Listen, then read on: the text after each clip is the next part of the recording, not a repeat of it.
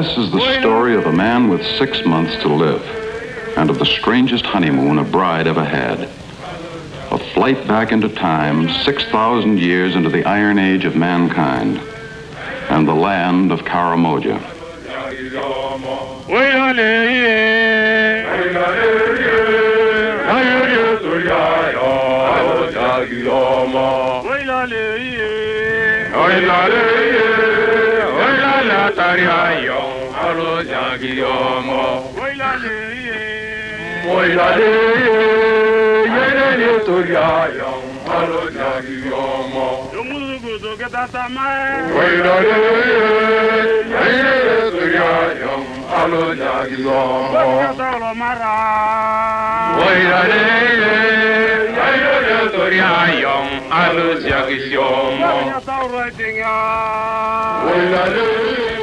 My name is Trudel, Dr. William B. Trudel.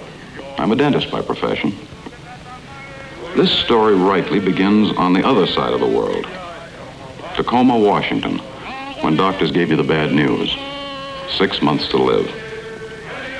I had always wanted to go to Africa. Now the trip wouldn't wait, so I put my affairs in order and set out. In the Congo, I met a girl, an American girl, who refused to believe that medical science was infallible. Together, we traveled 17,000 miles of jungle without guides or gun bearers. It was the promise of death that had brought me here to a land where the promise of death lurked everywhere. And when at last we reached Karamoja, it was as if we had been transported back to the beginning of time. What you were about to see then is a film record of people as they lived 6,000 years ago. How they worked, loved, and practiced the ancient rites of Baal, a ceremony which, to my knowledge, has never before been witnessed by civilized man. Thousands of years ago, the descendants of Ham, son of Noah, went forth into this hostile land and were swallowed up in time. Alexander conquered the world. Christ was born. Technological advances gave to mankind a new way of life. But the Hamites, who migrated from the Holy Land, probably around Mesopotamia, live exactly today as they lived back in the Iron Age.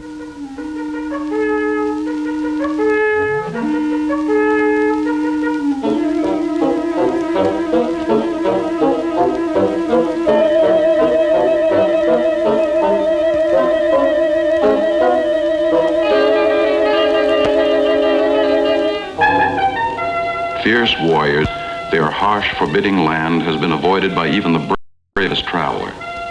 Under a British protectorate, their borders have been sealed to all.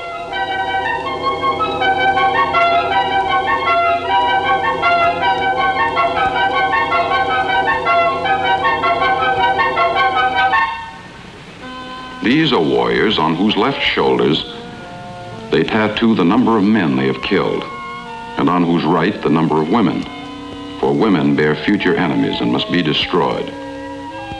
Of Caucasian origin, their language is Hamitic, but here, as everywhere in Africa, there are those who speak Swahili, and it was in this language we were able to make ourselves understood.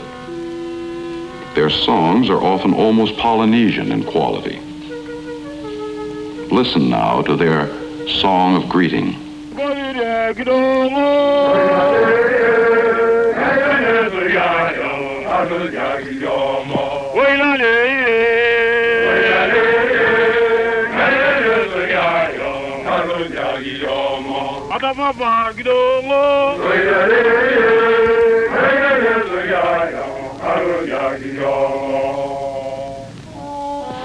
At the time of their migration, the Hamites had, at most, reached the pastoral stage of development.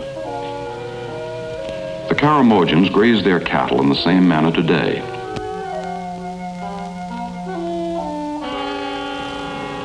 To distinguish ownership, they brand their cattle much as any American cowhand. However, instead of using a simple iron for quick, painless identification, they burn into the cattle intricate patterns of many lines. Ears are often literally cut to ribbons. It is not that they are a sadistic people. The cattle are their wealth, their god, And indeed, they will even go without water until the cattle have drunk their fill.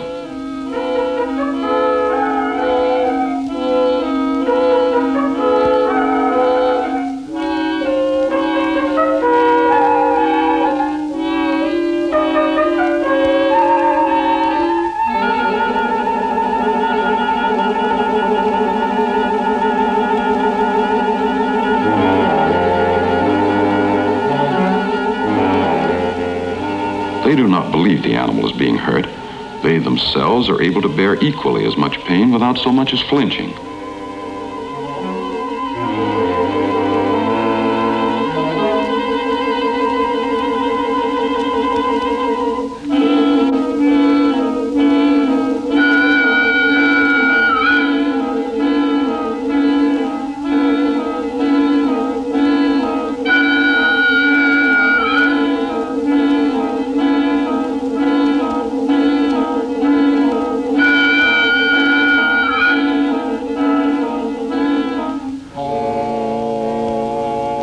From infancy, Karamojans learn that a display of pain is unmanly.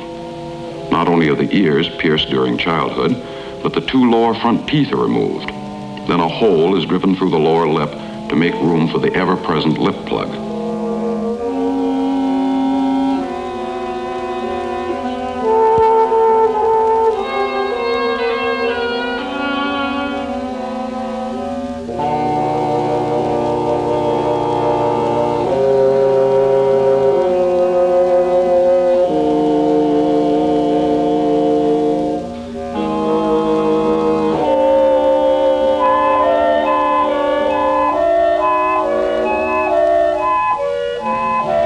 It also provides a sort of sneaky way to stick out the tongue.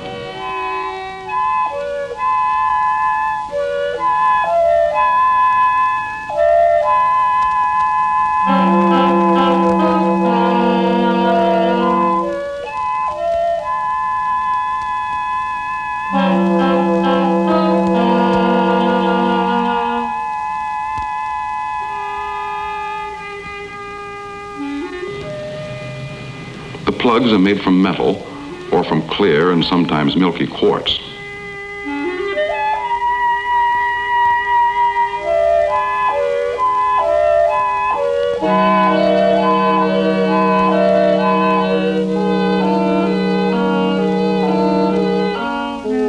When one considers that this piece of quartz was once a solid chunk and that his only shaping instrument is an ordinary rock, the patience and artistry required for the finished product is incredible.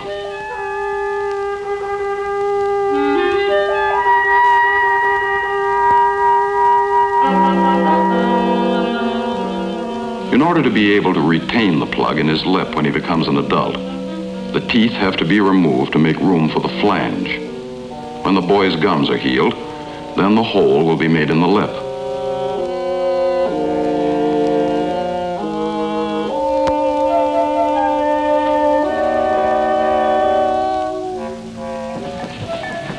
The Iron Age of mankind varies according to locale. In Europe, it is considered to have immediately followed the Bronze Age. But in Africa, it came upon the heels of stone. Iron was probably first found in the ashes of a fire built near some red paint rock.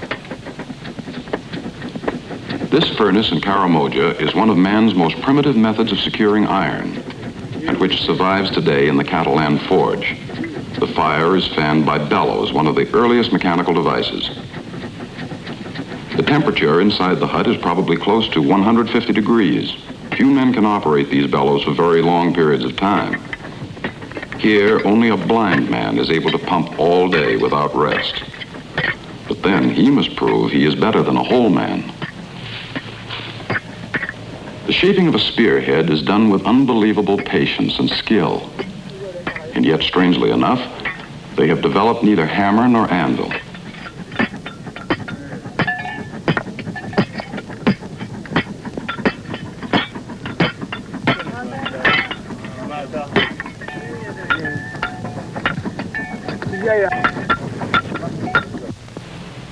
Their intricate ornaments, the nose pieces, Their incredibly sharp axes, all are fashioned by this most primitive of methods, pounding rock upon rock. To this Karamojan, who has just walked unarmed 150 miles through a land bristling with lions, leopards, and snakes, a spear is a matter of life and death. He has come all this distance to the iron workers of the Lobor Mountains. To him, the spear is more than just a weapon to protect himself and family. He uses it to shave all parts of his body without either soap or water. With his spear, he will skin animals.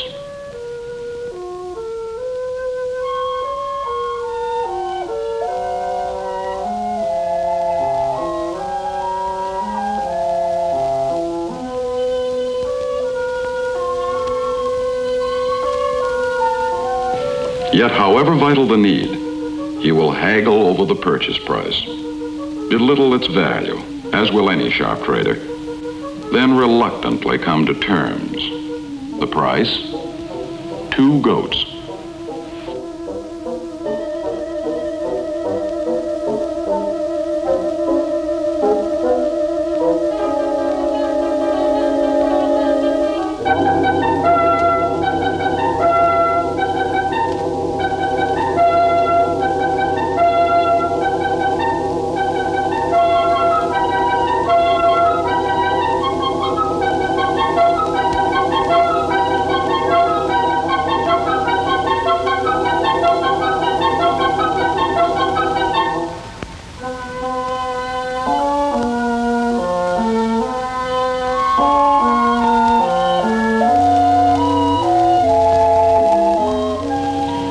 It is odd, too, that these people so skilled in metalcraft have not yet developed such basic tools as a pick and shovel.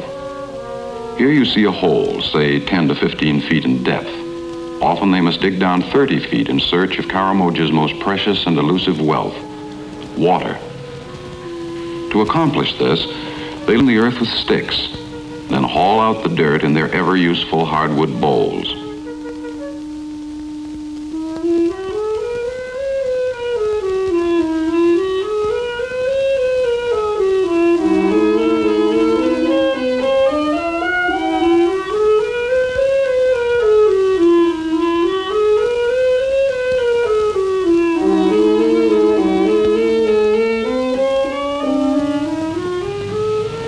Normally, it is the women's task to water the cattle, an endless task, 7 days a week from early morning until the heat becomes unbearable. Filled with water, these bowls weigh more than 30 pounds, a job apt to develop muscles. As the girls lift the water to the cattle trough, they wet their lips but rarely swallow any of the precious liquid until all the cattle have been watered. Incidentally, while this water does not look exactly fit for drinking, it nevertheless sustains life. It's a little gritty, but you get used to it. At least we did.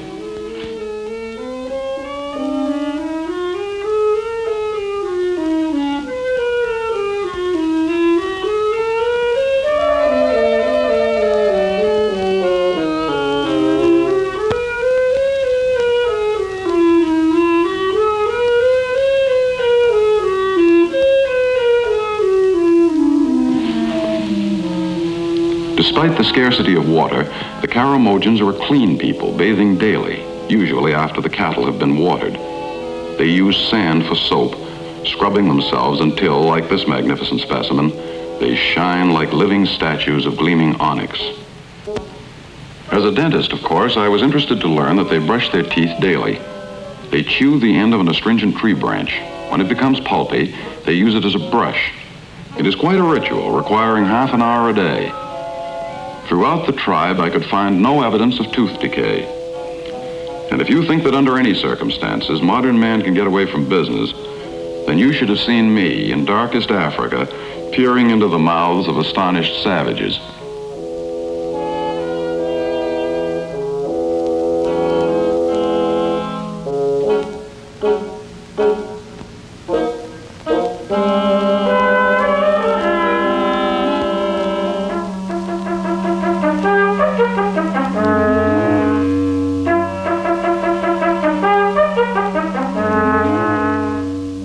Except as in this case, when an animal wanders practically into their backyards, Karamojans do not hunt. Ordinarily, they do not eat meat, except for once a year when the tribe's ruling elders partake of a bull as a sacrament, or before weddings when the women kill a goat.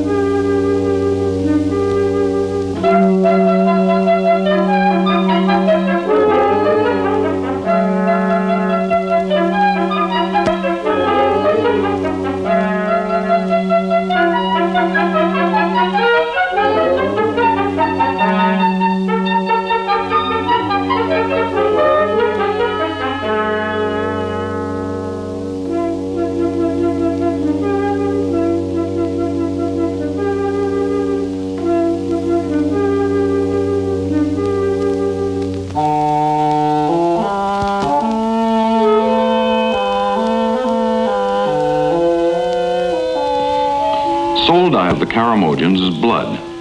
Drunk in the morning as the first rays of the sun appear. In the evening, just before sunset, they drink beer made from corn or millet. The daily bloodletting is accomplished with surgeon's skill. First, the tourniquet to distend the vein.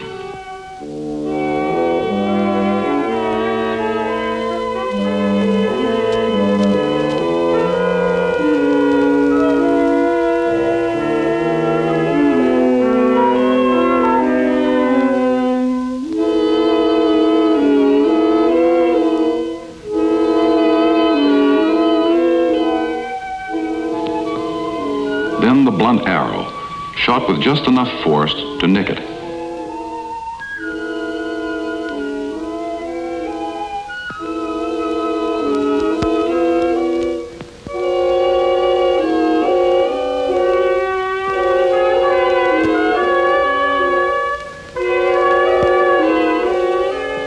Each ox is bled once a moon, and their herds are among the healthiest in all Africa. The older of the cattle seem to come to understand that the process is nearly painless, but the inexperienced calf is wide-eyed with terror.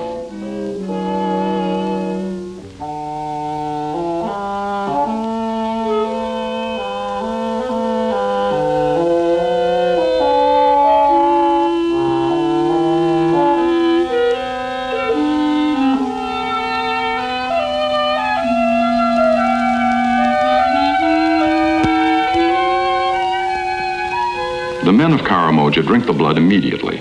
Not a drop is wasted. The bowl thoroughly cleaned out.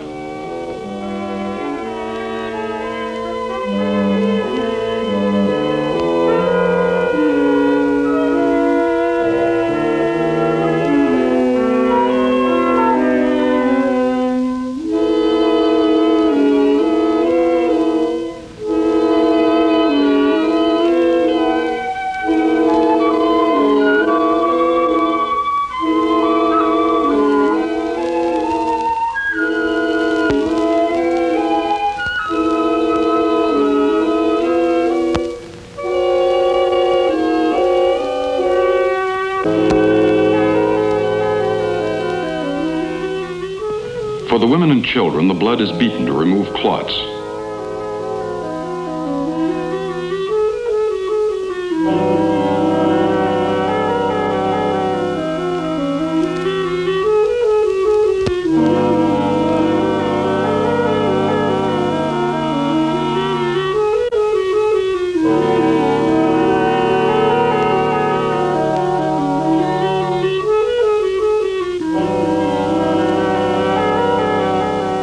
Then mixed with goat's milk. The nutritional value of blood has long been known to man.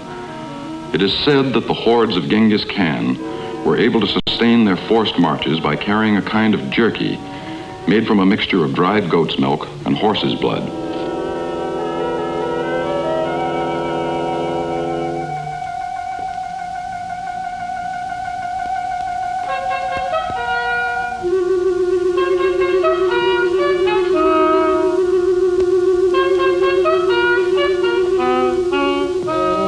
small boys, usually charged with tending the goats, enjoy a different diet.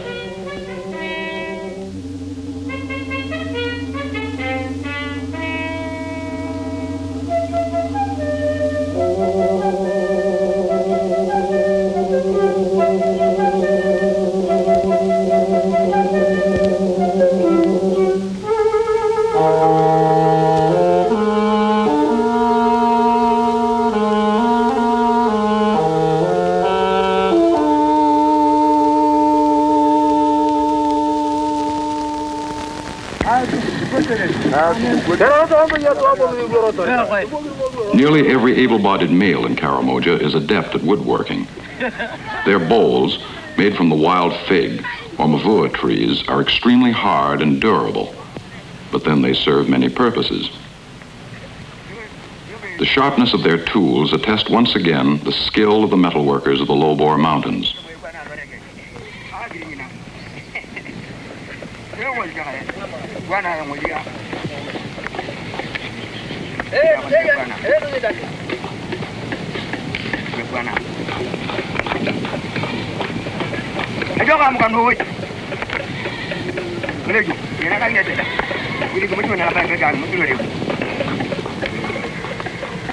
And the blades of their handmade tools are honed to a razor-edge sharpness.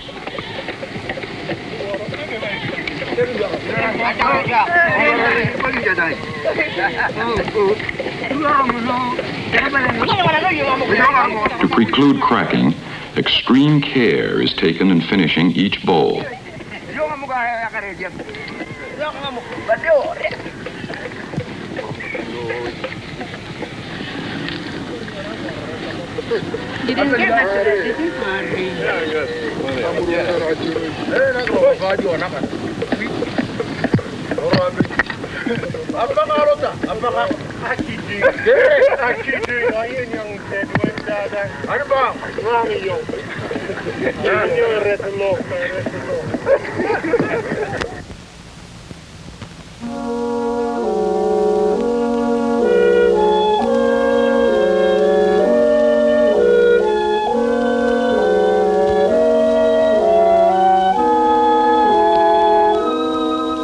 In addition to his spear, a staff and a stool are the inseparable companions of the Karamoja male.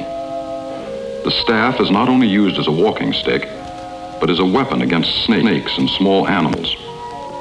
When a warrior rests, the stool acts as a pillow and protects his elaborate headdress.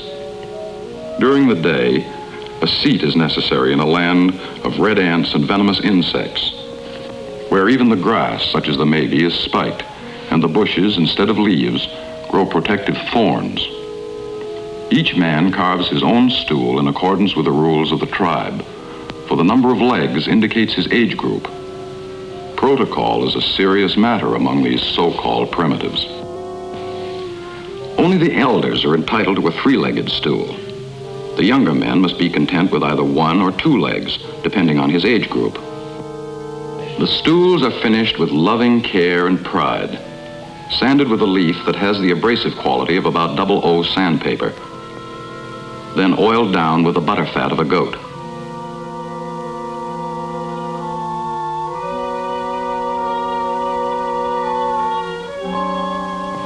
Every Karamojan man, woman, and child wears earrings, some as many as 8 in each ear. Ears are pierced at an early age. Since a Karamojan never displays pain, the youngster covers her eyes as large, sharp thorns are thrust through the earlobes and broken off. The thorn is twisted daily so that the flesh will not adhere, then continually enlarged by inserting progressively bigger sticks until the hole eventually becomes about the size of an ordinary pencil.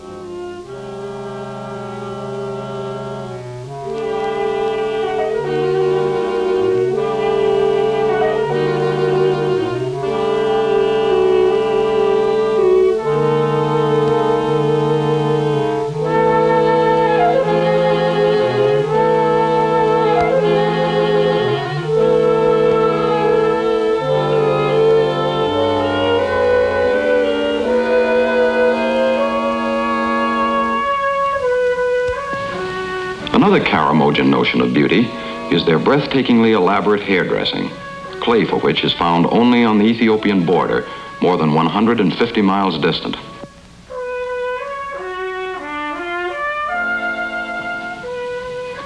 Not a crumb is wasted as they mix it ever so slowly with water until it becomes a thick paste.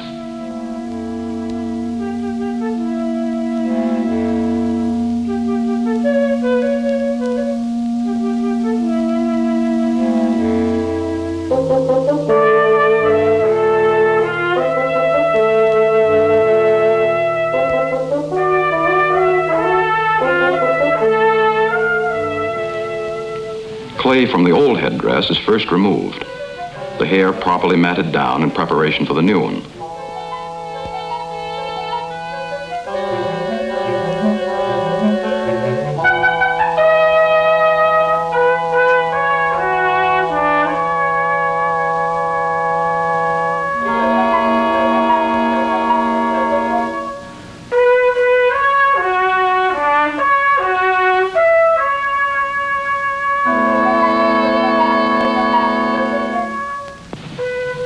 The hairdress indicates the clan or age group of the man. From 10 years to 15 years of age, the male's hairdress takes the form of a tiny wasp nest on the back of his head. As he becomes older, gradually the headdress is enlarged, until when he becomes an elder, his entire head is covered.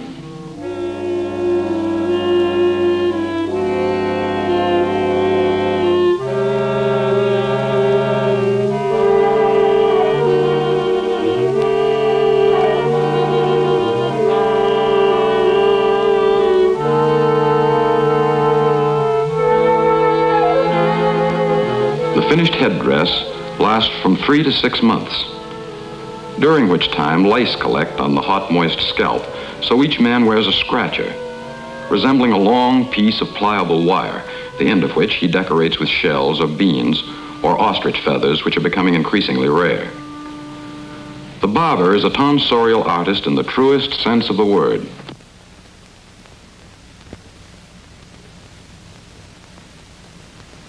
And the talk is much the same as in any barber shop.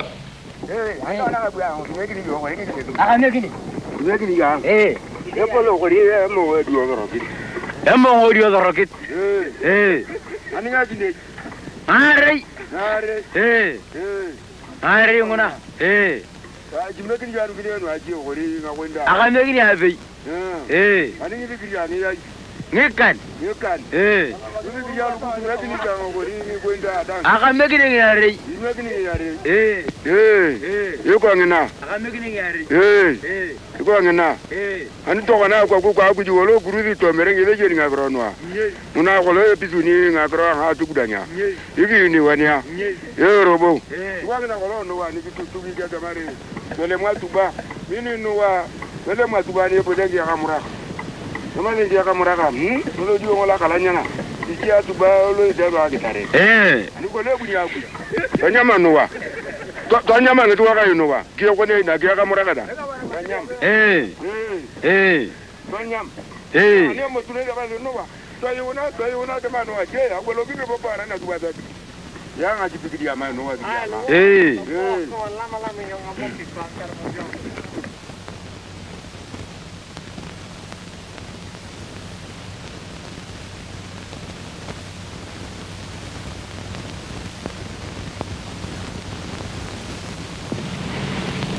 Women's heads are shaved, leaving only a circle of hair on top. A new set consists of having about 25 or 30 strands of hair rolled tightly together, then glued by a sticky paste made from rancid goat butter and fire ash, which keeps off the flies.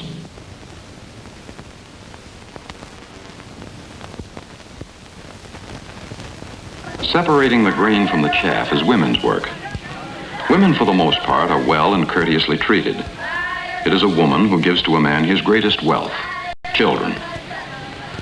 Upon serious domestic discord, it is not unusual for a woman to threaten suicide. Most of them carry a noose at all times, so that the threat of death by hanging is not altogether an idle one. Usually, the threat is enough to bring the husband back into line. Occasionally, their method of settling an argument take on an even more formidable aspect. They simply wait till their husband is asleep, then bite off a toe or a finger at the first joint.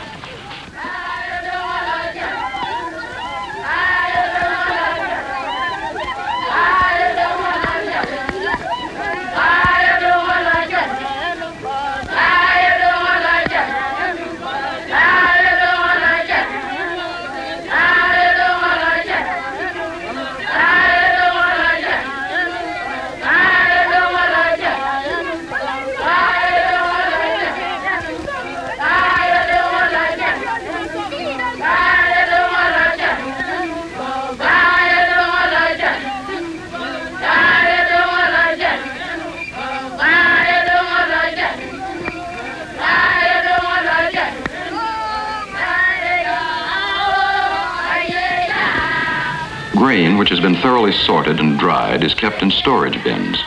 Large woven baskets set on stilts to keep out rats and lizards, not always an efficient preventative.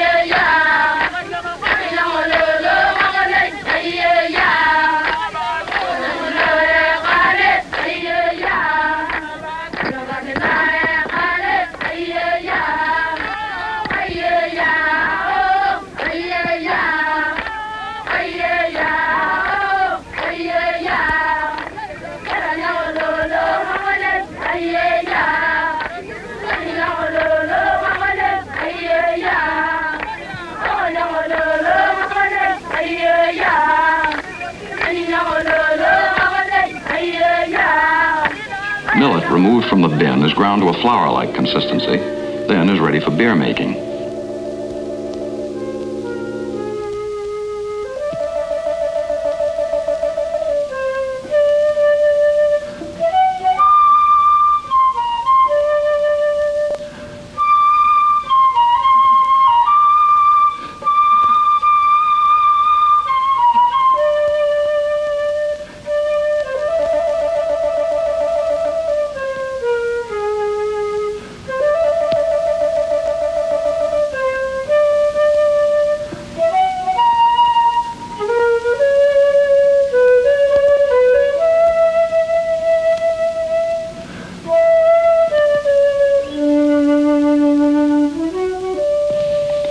When the millet flour is mixed with water, it is brewed in old clay vessels, then set aside until it ferments.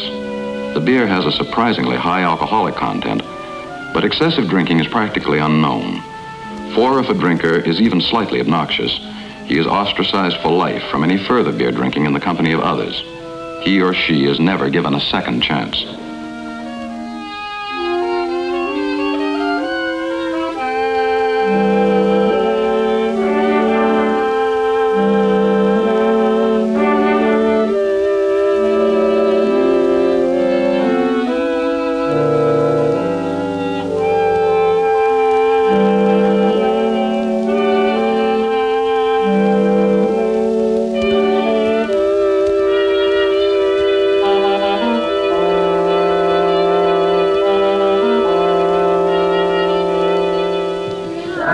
The women of Karamoja are tall and strong, and their carriage rivals the Balinese.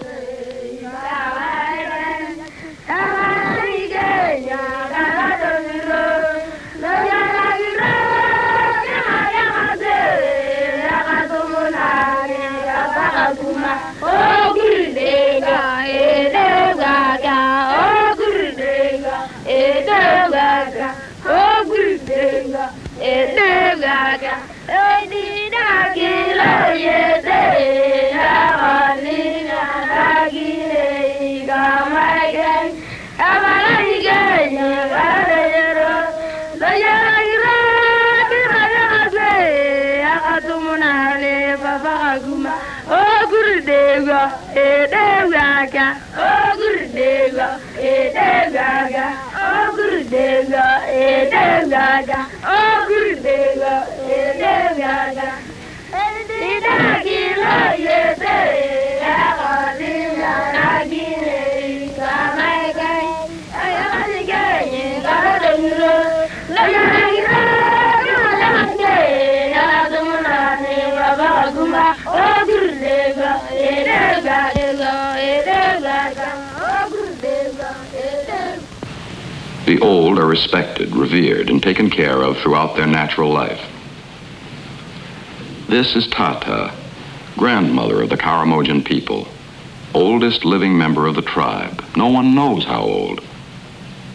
Life expectancy of these people, once they pass the age of puberty, is incredibly long.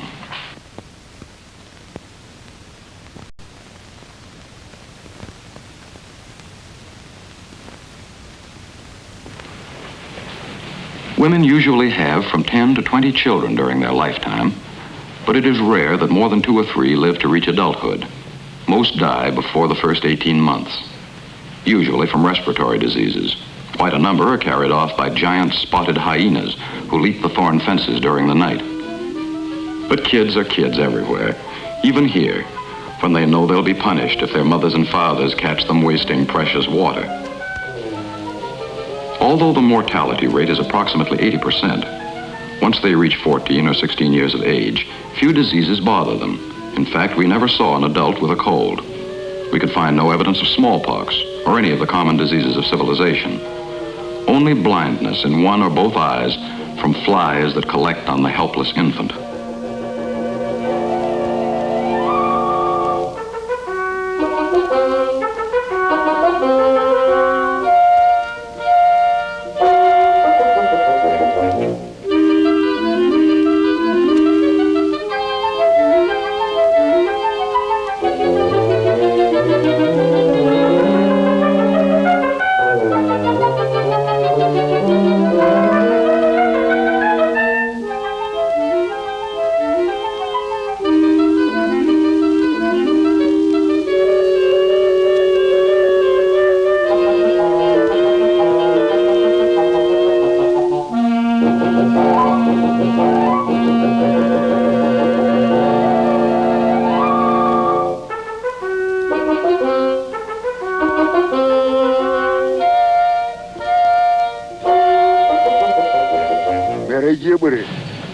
The word Karamoja means land of the old, for theirs is a patriarchal society. The word of the ruling elder is absolute law. Each family unit, each village, each tribe has a ruling elder, or a cacicote. A village consists almost entirely of relatives.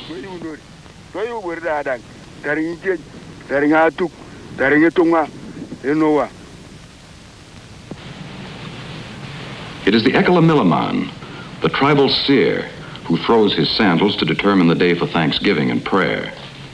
This will be the day to do honor to the great god Baal, of which the ox or bull is the living symbol.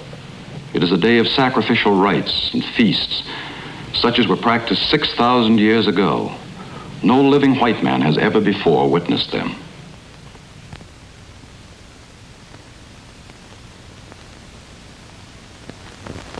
So the great festival is proclaimed. But it is more than a day for pagan ceremony practiced in wild abandon.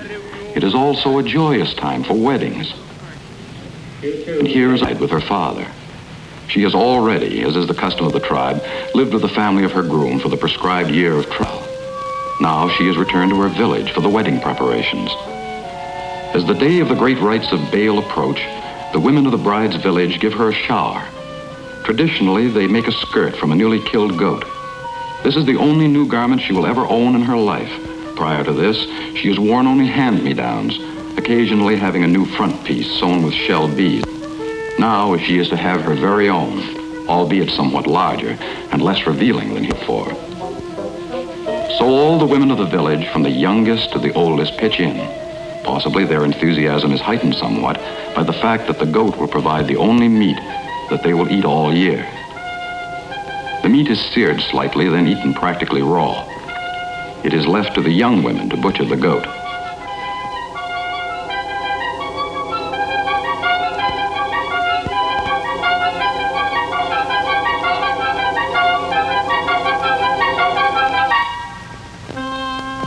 The severing of the stomach cord is a religious ceremony, an honor accorded to the two eldest women of the village. These two tie the cord with special pieces of grass before cutting it. Then the young women resume their carving.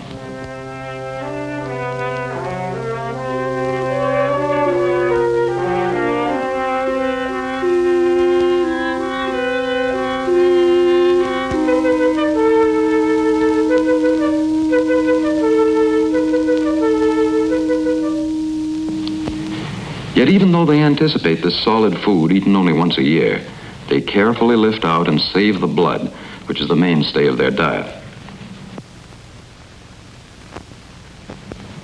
Scraping the skin, after it has been thoroughly cleaned and dried, is a long and arduous task, usually undertaken in shifts during the several days it takes to complete the work. Finally, to soften the skin, it will be carefully rubbed down with rancid butter, the odor of which, incidentally, takes several years to disappear. It is a ruling that before their wedding, brides must be tattooed beneath the heart. Tattooing, of course, is considered a mark of beauty for both men and women. It falls to the bride's father to tattoo her the day before the ceremony. Pinching her skin between forefinger and thumb, he slices it with a handmade knife.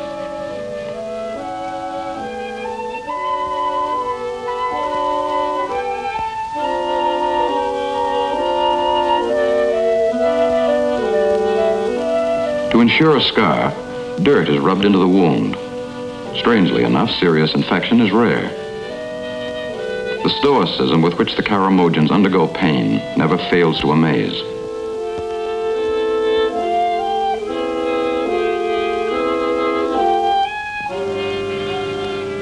According to tradition, the bride's father must also be tattooed. You will note the method of tattooing here is different from that which is used on the woman.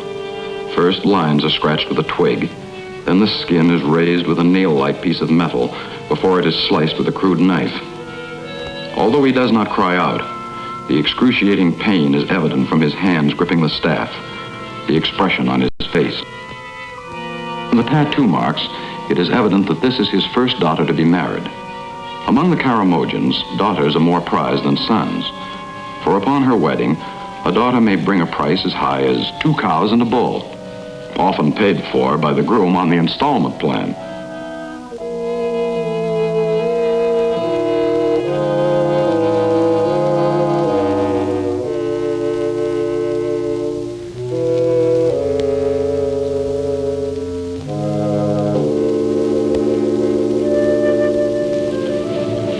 On the day of the wedding, the bride, dressed in her new finery, goes to the community storage place for the rancid butter with which to anoint herself.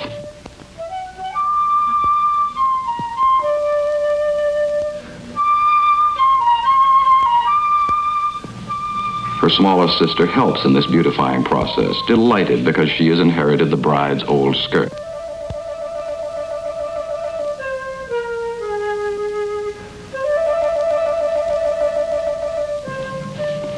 The little sister's old skirt will be passed on down to a younger member of the tribe. Now the bride, her toilet completed, dons her wedding ring, a double neckband. It can be either of iron, copper, or brass, depending upon her husband's clan. And as he progresses, she will add the appropriate bands. In the meantime, the groom makes his preparations to claim his bride. First, he must wear a cape of leopard skin, which has been stored for just such an occasion as this.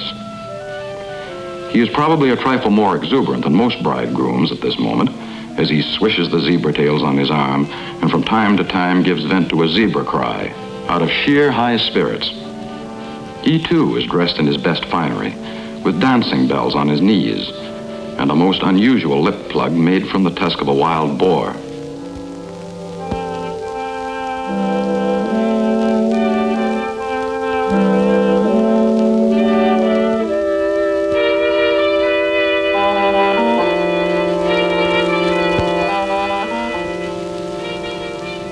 As he strides off toward the bride's village, he fairly leaps with anticipation.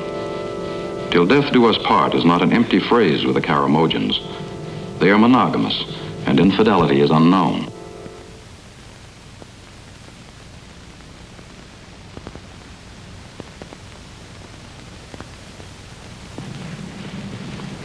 Once the prospective bride has left her future husband's village in preparation for her wedding, the groom is not permitted to touch her again until after the ceremony, even when she stands between his mother and his aunt, who holds her hands.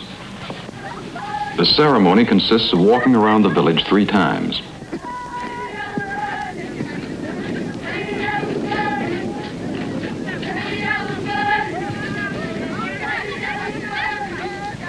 Followed, of course, by the youngsters who lend to the general confusion and excitement found at weddings from time immemorial.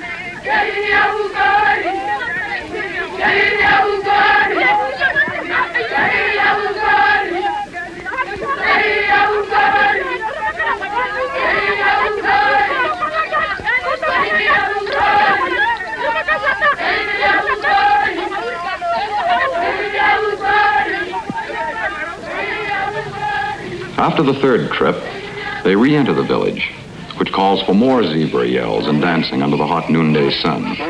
Until at last, apparently tireless, they head for the great Thanksgiving festival. But the groom still cannot hold his wife's hand until he pulls her into his hut that night.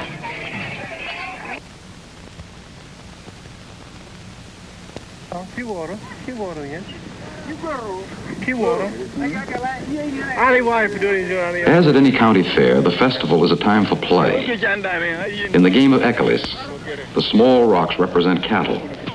The hollows in the ground are cattle camps. To win, you must get the most cattle into your corral. Festival time is a time for meeting old friends, cronies that you will not see again all year. It is a time for tests of strength, with headdresses protected at all costs.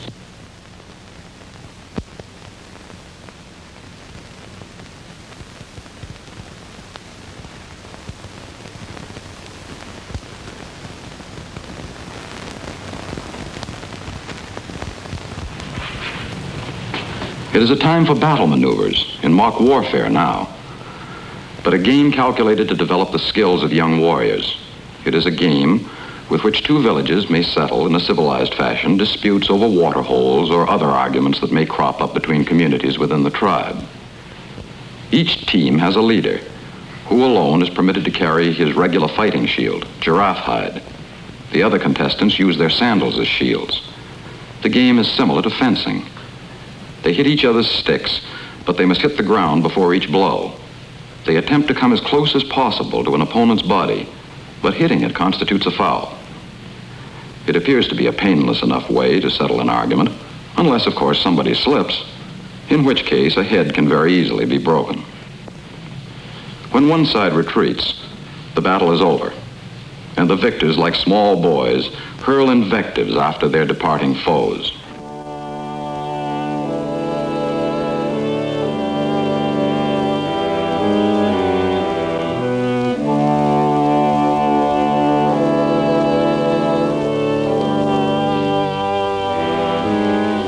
Not only is their Thanksgiving festival a time for weddings and games, it is also a day of worship. The early Hamites worshiped the god Baal, of which the ox or bull was the living symbol, embodying power, strength, and wisdom. The The same religion, with its sacrificial feast, is being practiced today, nearly 6,000 years later in Karamoja. The custom of killing a god in animal form belongs to an extremely early stage of human culture. Later, when God became essentially man-like, killing a bull in his worship came to be regarded no longer as slaying the deity himself, but as a sacrifice offered to him. The killing of bulls is done according to ritual. Each cruel thrust of the spear has religious significance. Throughout the world, it was commonly believed by primitive man that by eating the flesh and drinking the blood of their animal gods, they acquired their strength and divinity. Although there is dancing and singing, the festival is carried out in dead earnestness from the kill until the last vestige of meat and blood are gone.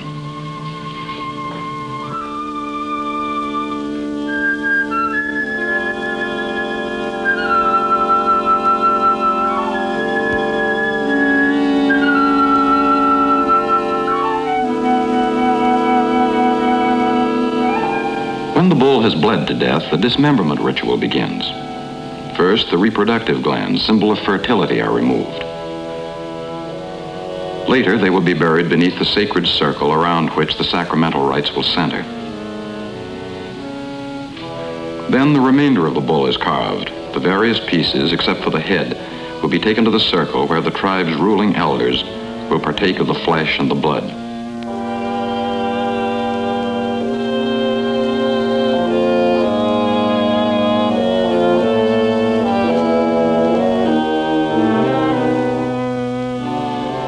The intestines are removed to be eaten raw.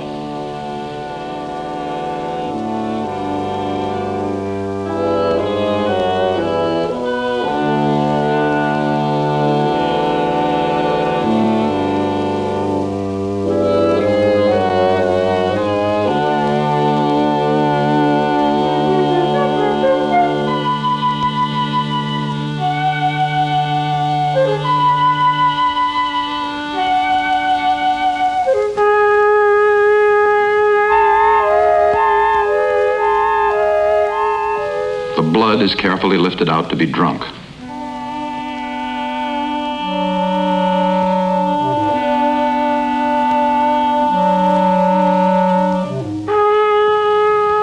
The meat itself will be only slightly seared, with the hide remaining intact.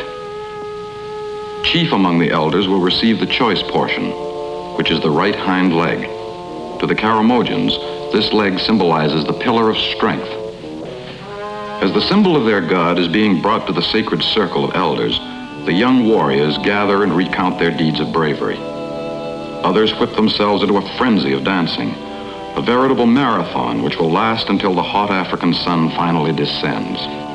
Incidentally, since they live so close to the equator, there are 12 hours of daylight and 12 hours of night. There is no winter and summer. 2 wet and 2 dry periods mark the passing seasons. Here within the sacred circle are buried the reproductive glands of the bull. Only the elders partake of the sacrament. Indeed, the younger groups are allowed to enter the circle only to carve the meat. But it is the high priest of the elders who carves the right hind leg, assisted by the next in rank. A husky young warrior lifts the right hind quarter high into the air and beats it against the other meat, thus imparting strength to it all.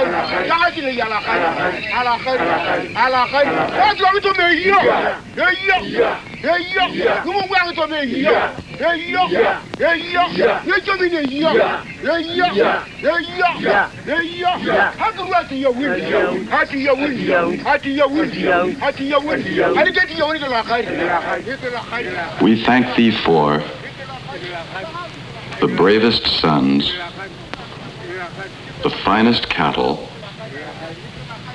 the greatest crops. The contents of the bowels, so they believe, gives them long and healthful lives. There is no portion of a god that does not bring good to a mere mortal.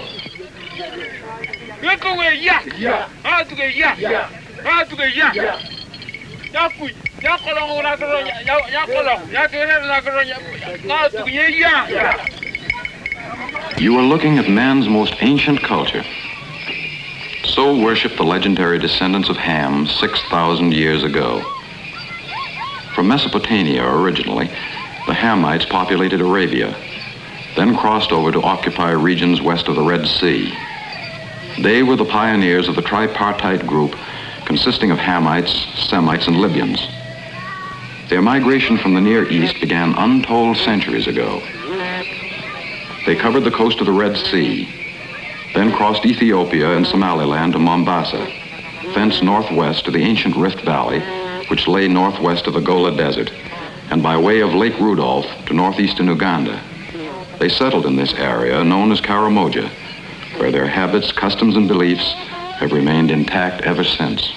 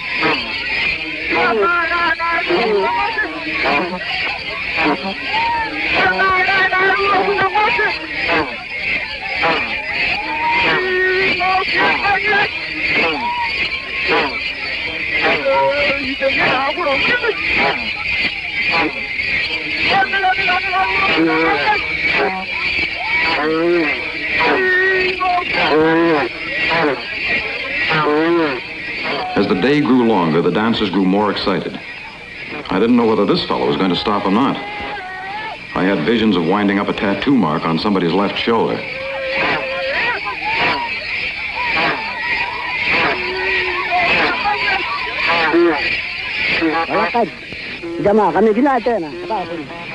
As the sun sets, the official crier proclaims the festival at an end, and the natives set out for their villages.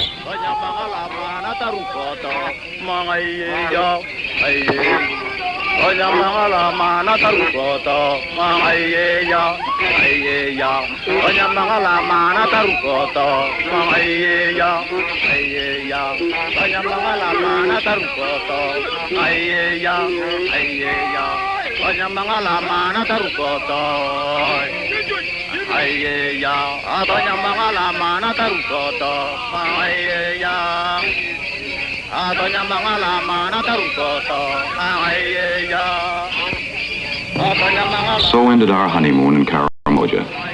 Africa, hostile and forbidding, was strangely kind to me. It gave me health, a wonderful woman to love, and of course the Karamojans. The Karamojans, who were unusually tolerant of a white couple intruding on their most sacred day of worship. Maybe they realized that, like the blind man pumping the bellows all day in the merciless heat of the iron forge, I too had something to prove. I don't know. I only know ever since we left Karamoja, I've been restless to return. And someday I will. Someday, when I have more time.